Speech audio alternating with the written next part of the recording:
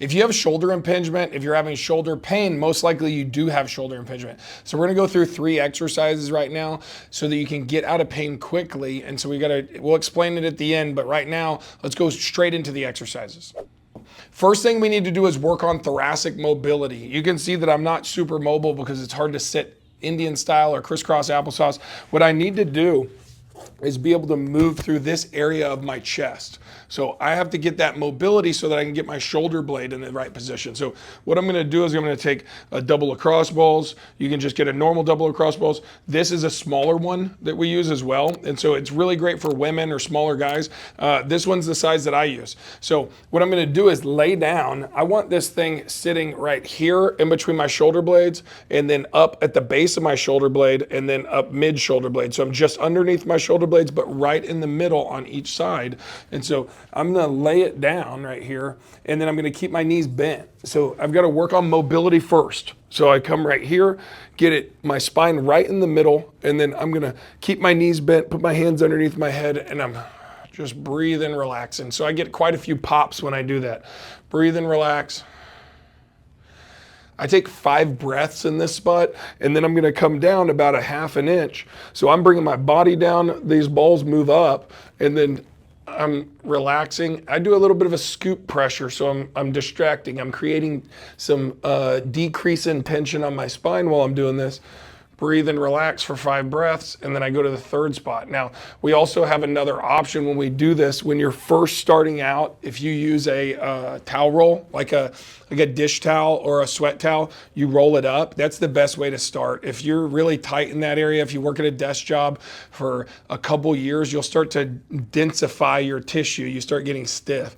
And so we want to use that towel roll first. We should be able to breathe and relax on the towel roll, and then we progress up to where you get to these double lacrosse balls. Now, after we've done that, we want to shift and we want to start using these muscles. And so what I'm going to do is I want my scapular retractors, my shoulder blades, to pin down and back. And so I'm going to do these, we call them no money. So I don't have any money, bro. So it's easy to remember. I put my hands palms up, and then instead of going into external rotation out to the side right here, I pin my shoulder blades down and back. And you can see it right here. My elbows are at my side. I chin tuck, I pin my shoulder blades down and back, and I squeeze, and I'm keeping tension right here.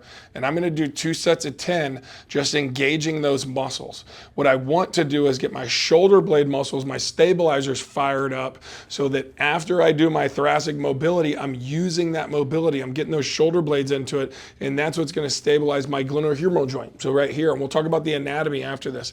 The 3rd exercise that I'm gonna do is I wanna get my thumbs down, I want to get my thumbs out, and I pin my shoulder blades down and back. So if I was laying down, I'm going to tilt forward right here. We can do this on pillows, we can do it on a bed, on the edge, but I can tilt forward right here. I turn my palms out to the side, and I pin my shoulder blades down and back. And I'm holding this position while I maintain a chin tuck. I'm driving my shoulder blades down and back, and I maintain that for 30 seconds. The more I can get into a inverted position right here and pin those down, the more pressure I'm gonna have on it. And we get clients, they're tighten up. They'll use their upper trap. We're trying to take that pressure out of our upper trap. We put it into the lower trap and our mid trap. That's gonna stabilize those shoulder blades. So we wanna spark that up. And this is an easy plan. So just 3 things, but we wanna do it twice a day. So it should take us about 5 minutes at the most, but we do it twice a day, and we reinforce these good patterns, and we're taking stress off that glenohumeral joint where we have that shoulder impingement. Now let's go through the anatomy. Now, looking at the anatomy, what are we trying to accomplish? The more you understand about this, the more efficient you're gonna be, the easier it is, right? So right here, when the only bony attachment for my entire shoulder complex is right here on the front of the chest. So right here. So everything else is just floating right here. And so what we need to do is make sure that that floating area is able to glide. We're able to pull that shoulder blade down and back. And so if I'm reaching for my seat belt consistently, I don't want to do this over and over. I'm cranking on this joint. I want to go down and pull my shoulder blade down and back, and that creates balance right here. I'm taking pressure off this joint. So my shoulder blade has to have somewhere to go. So this is the path of least resistance if I create it. Otherwise, it's somewhere else, and most of the time it's in that shoulder impingement joint where we're having problems. So I'm going to increase mobility. So I take that double across balls, I put it underneath the shoulder blades right here, laying flat on my back. and then I'm going at the base of the shoulder blades, and then I go mid shoulder blade.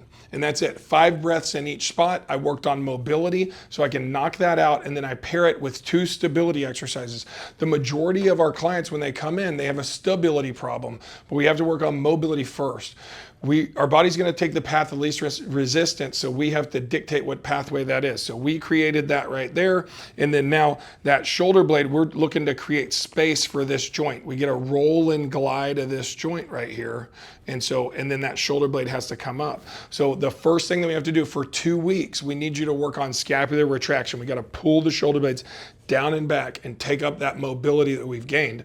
And so we do that by right here. This is the upper trap. This is the middle trap, the blue rubber band coming across, and then the orange one is coming down. That's the lower trap. And so our 2 exercises, by pinning those shoulder blades down and back, we're primarily using our middle trap and our lower trap.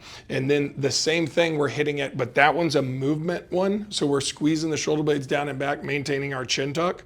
And then the second one, where we do Batmans, we actually rotate, pull the shoulder blades down and back. That's a sustained hold. So it takes 2 to 4 weeks to get motor activation to wake up a muscle. It takes 4 to 6 weeks to start building strength. So what we want to do for 2 weeks is we want to hold that for 30 seconds and do 2 sets, and we do it twice a day. If you do that consistently, you're creating that space for this joint right here, and then you're going to start healing. Make sure that you check out our other videos on the shoulder. If you're having any problems with your back, sciatica, we have fantastic videos about that too. We'll see you in the next video. Get mobile and stay active.